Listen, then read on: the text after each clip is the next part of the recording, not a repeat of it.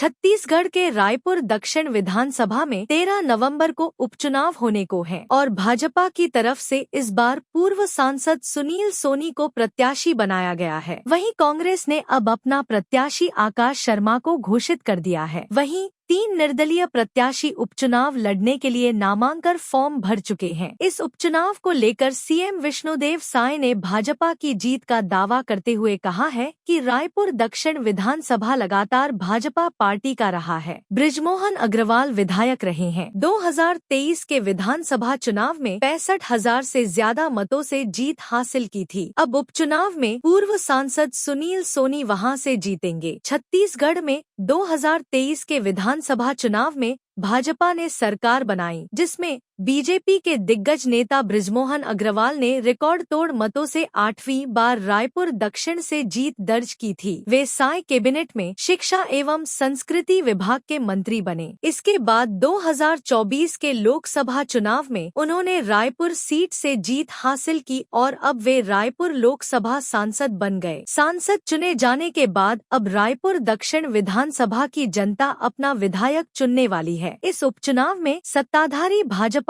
काफी कॉन्फिडेंट नजर आ रही है। हालांकि कांग्रेस भी उपचुनाव के लिए रणनीति तैयार करने लगातार बैठकें कर रही है, लेकिन जनता किसे जनादेश देगी यह तो उपचुनाव के बाद ही पता चल सकेगा।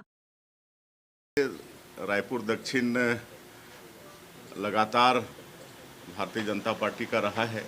वहां से पराजय योद्धा श्री बृजमोहन अग्रवाल जी 8 बार विधायक रह चुके हैं और अभी पिछले 2023 के विधानसभा चुनाव में 65,000 से भी ज़्यादा मतों से वो जीते हैं। और निश्चित रूप से जो हमारे प्रत्याशी हैं सुनील सोनी जी पूर्व सांसद रहे हैं और भारी मतों से उसको जीतेंगे।